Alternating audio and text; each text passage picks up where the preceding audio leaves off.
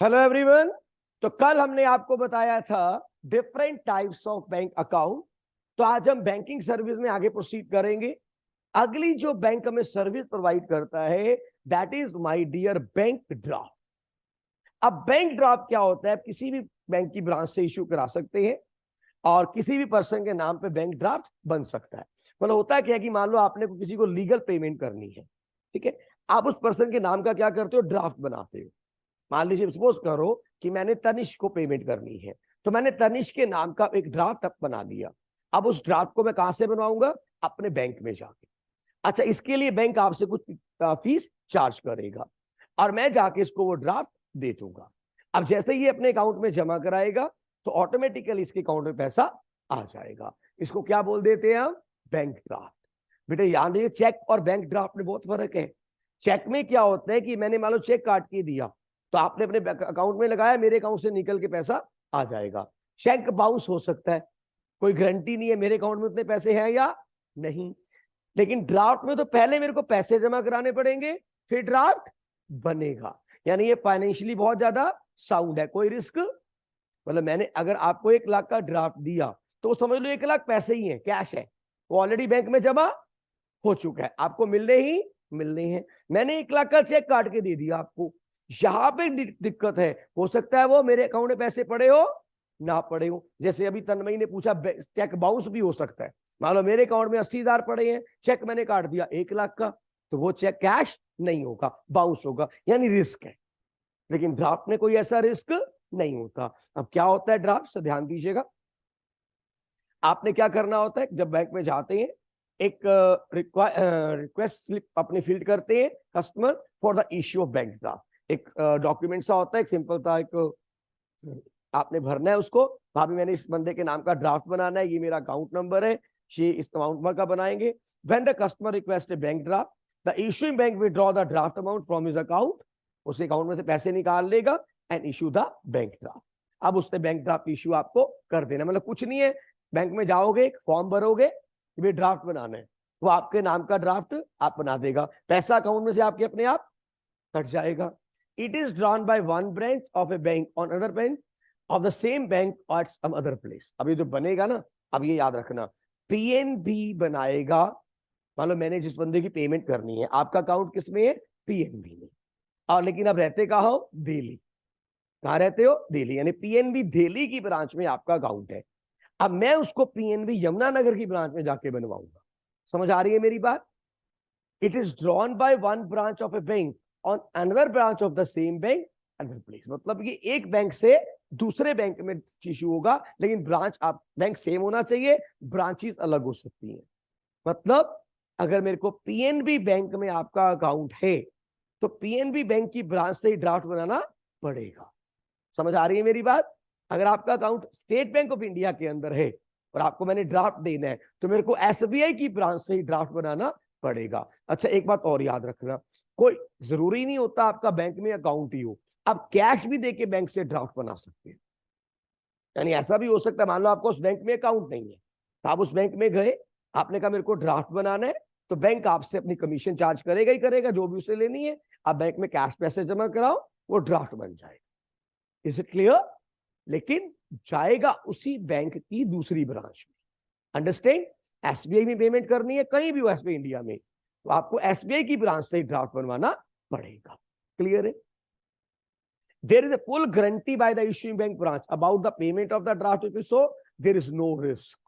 वही बात आ गई, ये कभी डिसऑनर्ड नहीं होता। अभी पहले ही पैसे लेने हैं बैंक ने, फिर ड्राफ्ट बनाना है, तो इसके तो डिसऑनर होने के चांस ही नहीं। अगर आपका बैंक में अकाउंट है तो पहले आपके अकाउंट से पैसे डिडक्ट होंगे, फिर ड्राफ्ट बनेगा। नहीं अकाउंट है, पहले आपसे कैश लेगा और आपका ड्राफ्ट बनाएगा। यानी कोई डिसऑनर होने के चांस नहीं है, कोई रिस्क नहीं है। द कस्टमर इज चार्ज ए फी और कमीशन। यहाँ पे कमीशन आपको देनी पड़ेगी। कमीशन अलग अलग होती है, 1 लाख का ड्राफ्ट है तो इतनी कमीशन है, 2 लाख का ड्राफ्ट है इतनी कमीशन है, वो हर बैंक की अपने हिसाब से अलग अलग भी हो सकती है। And mind it must be noted the bank draft is always payable on demand. मतलब जब आप इसको बैंक में लगाओगे साथ ही पेमेंट हो जाएगी। And then it is also known as demand draft और बैंकर्स ड्राफ्ट। इसे डिमांड ड्राफ्ट भी कह देते हैं और बैंकर ड्राफ्ट भी कह देते हैं। Is it clear? जैसे होता ना, ये एक पॉइंट ना, it must be noted that bank draft is always payable on demand. इसका मतलब क्या है? मतलब ड्राफ्ट के लिए कोई डेट नहीं होती है। जब आप ड्राफ्ट लगाओगे बैंक में, साथ ही पैसे मिल जाएंगे। चेक के लिए डेट होती है। मतलब मैंने चेक काटा आपको, आज क्या डेट है, सपोज करो 7, ठीक है, और मैंने आपका चेक काटा सपोज कीजिए 20th का, तो अब 20th से पहले उसे कैश नहीं करा सकते। 20th को ही वो चेक कैश होगा जो उसके ऊपर डेट लिखी हुई है।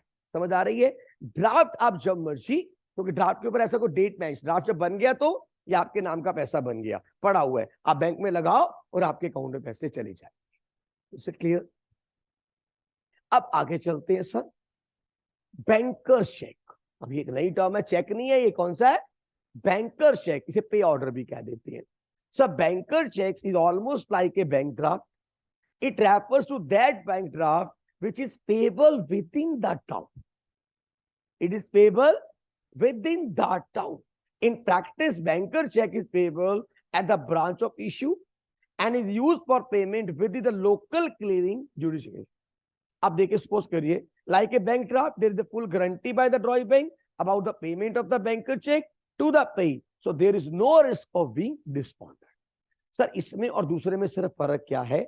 बैंकर ड्राफ्ट को यूज किया, बैंकर चेक को यूज किया जाता है ओनली इन लोकल। मतलब यमुनानगर में मान लीजिए पंजाब नेशनल बैंक की 3-4 ब्रांचेस हैं, तो ये उन 3-4 ब्रांचेस में ही चलेगा। समझ आ रही है? भाई आपका अकाउंट है पीएनबी मॉडल टाउन में, ठीक है, आपने मेरे को पेमेंट करनी है, मेरा अकाउंट है पीएनबी न्यू मार्केट में जो है बैंक वहां पे, तो अब ये जो आपका चेक बैंक का चेक है, ये आपका वहां पे कैश हो जाएगा। बात समझ आ रही है मेरी? मतलब इसका मेन डिफरेंस क्या है sir? It is payable with in the town.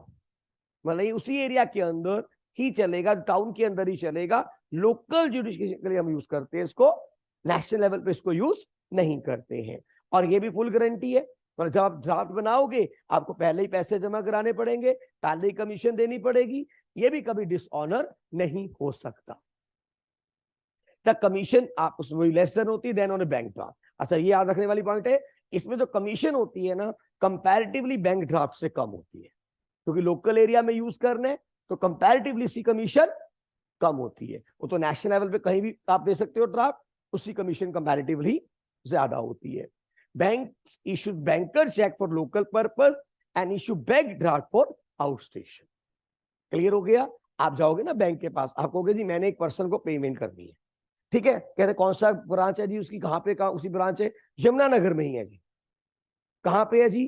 PNB model town में है। आप कहां खड़े हो इस समय? पीएनबी न्यू मार्केट में, ठीक है। अब वो कहेगा ठीक है, तो आपको बैंकर, आपको में ड्राफ्ट बनाना है, वो ड्राफ्ट नहीं बनाने की जरूरत, आप बनाओ बैंकर्स चेक।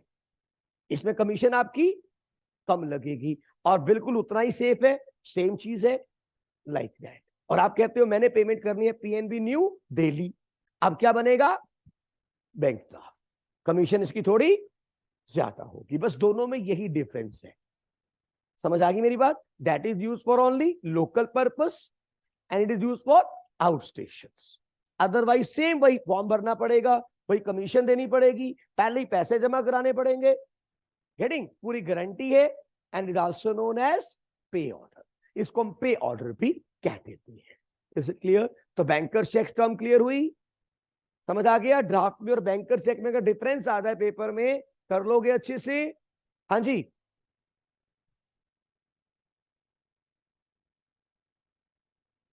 फिर नहीं हो पाएगा, फिर आपको उसी बैंक की ब्रांच में जाना पड़ेगा। ही तो मैंने बोला, चाहे पे ऑर्डर है चाहे बैंक ड्राफ्ट है, उसी बैंक की ब्रांच से बनवाना पड़ेगा जिस बैंक में आप, जिस बंदे का, जिसको आपने, जिसके नाम का ड्राफ्ट बनाना है, उसका अकाउंट है। और ये आपके पास ऑप्शन है आपका, चाहे उस बैंक में अकाउंट हो चाहे ना हो। मान लीजिए पीएनबी के अंदर एक पर्सन, पीएनबी न्यू दिल्ली में एक पर्सन है, आपने उसको पेमेंट करनी है, आप पीएनबी यमुनानगर में गए लेकिन आपका वहां अकाउंट नहीं है, कोई दिक्कत नहीं, आप कैश से पैसे जमा करा लो, लेकिन बनेगा पीएनबी से। अगर पीएनबी में पेमेंट करनी है, अगर उसका ओबीसी में अकाउंट है, ओरिएंटल बैंक ऑफ कॉमर्स, तो फिर ओबीसी से बनेगा। Is it clear? चाहे वो पे ऑर्डर है चाहे वो बैंक ड्राफ्ट है, मतलब चलेगा सेम बैंक के अंदर, ब्रांचेस अलग है। क्लियर है? लोकल ब्रांचेस है तो पे ऑर्डर चलेगा, नेशनल लेवल पे जाना है, आउट स्टेशन जाना है तो बैंक ड्राफ्ट बनेगा। क्लियर हो गया? पक्की बात है? श्योर है? अब आगे चलते हैं sir. Real time gross settlement कभी सुना? आरटीजीएस कराते हैं आजकल। आप लोग ऑनलाइन बैंकिंग करते हो ना, उसमें लिखा भी आता है आरटीजीएस है ना। आज आपको टर्म समझाएंगे क्या होता है real time gross settlement. RTGS आजकल बड़ा कॉमन है, और जब बड़ी बड़ी पेमेंट्स करनी होती है ना, हम इसको यूज करते हैं। Sir it is the fund transfer where money takes place from one bank to another bank on real time और gross time. Real time means the transaction have no waiting period.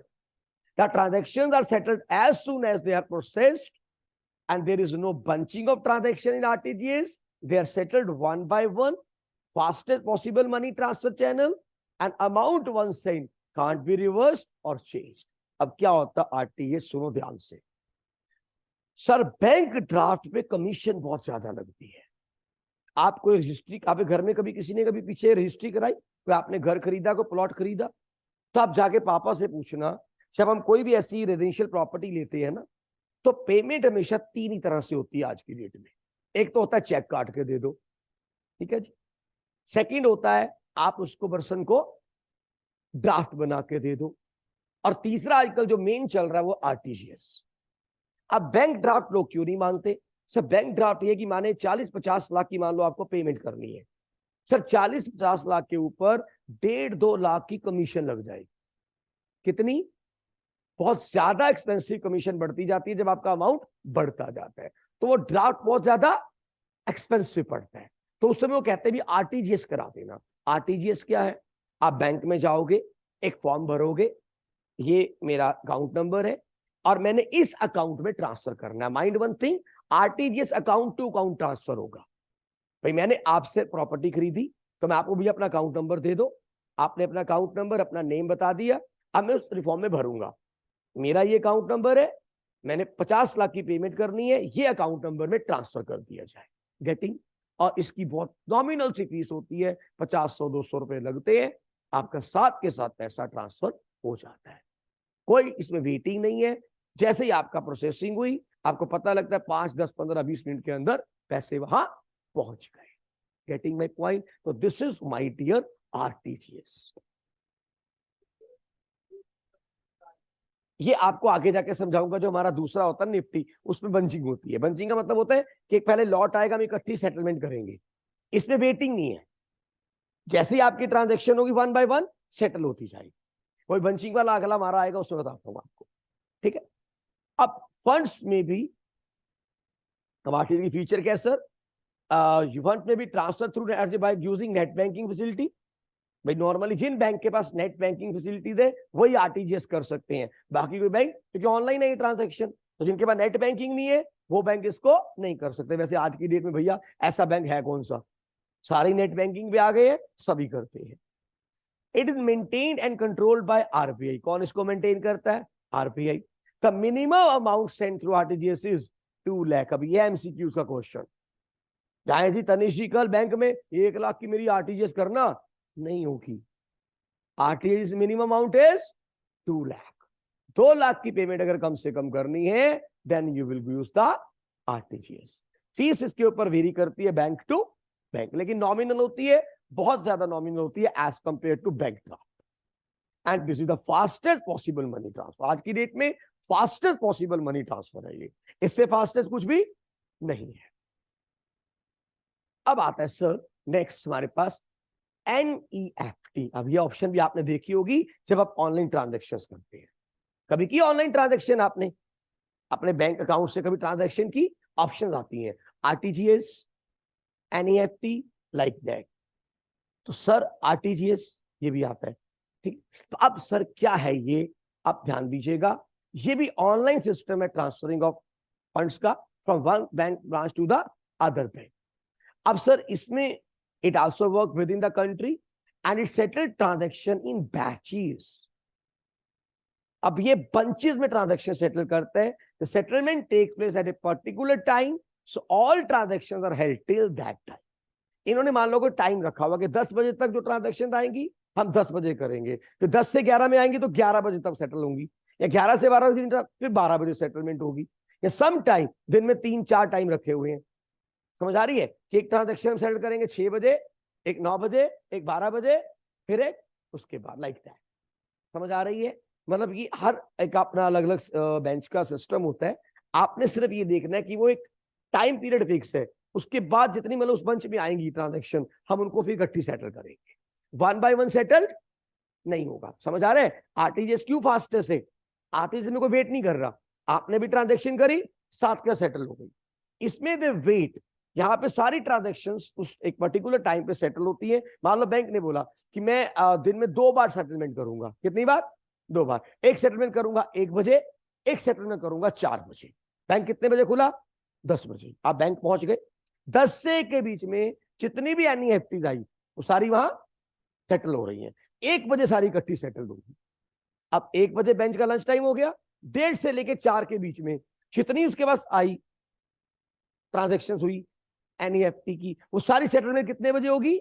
4 बजे। और इसके बाद में भी अगर कोई ट्रांजेक्शन आती है, मान लो ऑनलाइन करता है, तो उसका टाइम उन्होंने को और रखा हो सकता है, मे बी इवनिंग में कोई भी टाइम। ऑनलाइन अगर जैसे आजकल हम ऑनलाइन भी निफ्टी एनईएफटी कर देते हैं, may be that time. Is it clear? तो ये इसीलिए कंपैरेटिवली थोड़ा स्लो होता है एज कंपेयर टू आरटीजीएस। ज्यादा स्लो नहीं है, सेम डे हो जाती है, विद इन 1-2 आवर हो जाती है। ऐसा नहीं है कि हम कहें बहुत लेट है, लेकिन अब जब वो कंपेयर करते हैं तो ये थोड़ा स्लो रहता है। For being a part of NEFT fund transfer network, a branch must have to be NEFT enabled. यानी आपको पहले आरबीआई से परमिशन लेनी पड़ती है, वो ब्रांच क्या होनी चाहिए? एनईएफटी इनेबल्ड, मतलब उसको परमिशन मिली हो कि वो इसके थ्रू ट्रांजैक्शन कर सकती है। Any individual, firm or company, whether having bank account or not, can deposit cash at NEFT. अब समझ आई मेरी बात? मैंने दिल्ली में किसी को पेमेंट करनी है, ठीक है, उसका अकाउंट है आईसीआईसी बैंक में, मेरा नहीं है। मैं बैंक आईसीआईसी बैंक की ब्रांच में जाऊंगा, मैं पैसे जमा करा सकता हूं। समझ आ रही है? एनईएफटी के थ्रू ट्रांसफर कर सकता हूं, चाहे मेरा उस बैंक में अकाउंट है चाहे नहीं। हाँ, बेनिफिट ये होता है अगर मेरा अकाउंट होगा तो ऑनलाइन ट्रांजैक्शन में अपने फोन से ही कर लूंगा। अदरवाइज मेरे को बैंक की ब्रांच में जाना पड़ेगा, वहां जाके फॉर्म भरना पड़ेगा।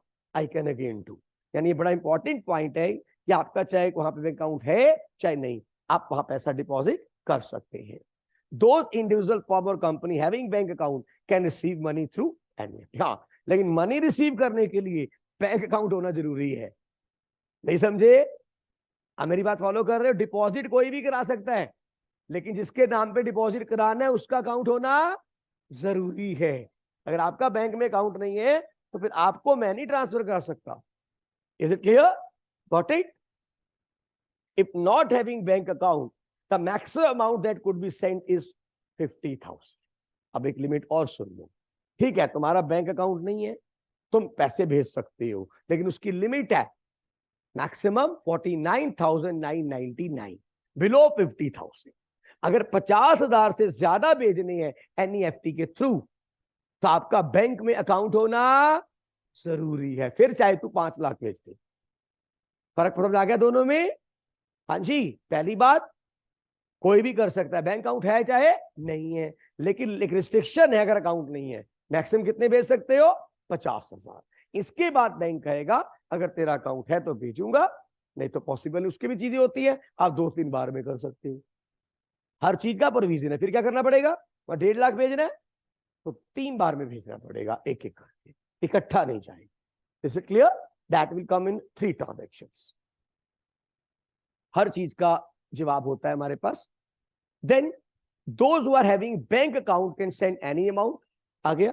जिनके पास बैंक अकाउंट है वो कोई भी अमाउंट यूजिंग एनईएफटी भेज सकते हैं, नो मिनिमम और मैक्सिमम लिमिट। ना कोई मिनिमम लिमिट है ना कोई maximum. Funds from foreign country can not be receive through NEFT. Please, foreign country के फंड नहीं हम रिसीव करते इसके थ्रू, एनईएफटी ओनली काम करते हैं within the country. No charges are taken from receiver of the money through NEFT. तो पैसे रिसीव करेगा एनईएफटी के थ्रू, उससे कोई चार्जेस नहीं लिए जाएंगे। मैंने आप अकाउंट में पैसे डाले, आपको कुछ पैसे नहीं देने हैं। NEFT settle transaction in batches. ये थोड़ी ट्रांजैक्शन कैसे सेटल करते हैं? बैचेस में, ग्रुप्स में। And it removes paper based fund transfer system. अब paper based fund transfer system खत्म हो गया। आपके अगर बैंक में ऑनलाइन अकाउंट है, आपने ऐप डाउनलोड कर रखी है, थ्रू एनईएफटी आप जब मर्जी पैसे सेंड कर सकते हैं। Is it clear? गेटिंग? जितना चाहो उतना, ना मिनिमम लिमिट ना ही मैक्सिमम लिमिट। क्लियर है? ये चैप्टर बहुत नॉलेज वाला है, मैं आपको बताऊं, अगर इस चैप्टर को हम ध्यान से देखें, रियली वंडरफुल चैप्टर। अब आता है सर बैंक ओवरड्राफ्ट, लास्ट इसको डिस्कस करेंगे और बाकी हम कल डिस्कस करेंगे इसके बाद। सर बैंक ओवरड्राफ्ट क्या होता है sir? Sir it is a temporary arrangement under which a depositor is allowed to draw by check more than the amount to his credit up to a specified limit. Sir आप लोगों ने कभी एक term सुनी है, आपके पापा अगर यूज बैंक बिजनेसमैन है, मैंने बैंक से लिमिट ले रखी है। बड़ी कॉमन हम ये वर्ड यूज करते हैं, बिजनेसमैन बैंक से क्या ले रखी है? लिमिट ले रखी है। वैसे इसका मतलब होता है ओवरड्राफ्ट फैसिलिटी। ओवरड्राफ्ट फैसिलिटी क्या होता है कि जिन पर्सन की बैंक में अच्छी रेपुटेशन होती है, बिजनेसमैन होते हैं, और स्पेशली उनका कौन सा अकाउंट होना चाहिए बैंक में? Current account. अगर आपका करंट अकाउंट है, उसी के अगेंस्ट मिलता है ओवरड्राफ्ट। ये एमसीक्यू बड़ा इंपॉर्टेंट है कि ओवरड्राफ्ट फैसिलिटी सिर्फ किसको मिलती है? जिनका बैंक में कौन सा अकाउंट है? Current account. अगर आप लोग सेविंग अकाउंट लेके बैठे हो, आपको बैंक ये फैसिलिटी नहीं देगा। This facility is only for businessman. क्या फैसिलिटी है कि बैंक ने आपको एक लिमिट दे दी, मान लो आपको 5 लाख का ओवरड्राफ्ट फैसिलिटी मिल गई। 5 लाख की ओवरड्राफ्ट फैसिलिटी का मतलब है कि बैंक में जितना तेरा पैसा पड़ा है उससे 5 लाख ज्यादा तक तू विड्रॉ कर सकता है। अगर तेरा बैंक में 10 लाख पड़ा है तो 15 लाख तक तुम बैंक से पैसे विड्रॉ कर सकते हो। समझ आ रही है? 5 लाख की आपको ओवरड्राफ्ट फैसिलिटी मिल गई, ओवरड्रॉ कर सकते हो। समझ आ गई? और अब एक मजेदार बात और याद रखना, जितने पैसे निकालोगे बैंक इंटरेस्ट उतने पे ही लेगा, और जितने दिन यूज करोगे उतने पे ही देगा। समझ आ रही है? और नॉर्मली ये विद इन ए मंथ आपको पैसे वापस करने होते हैं।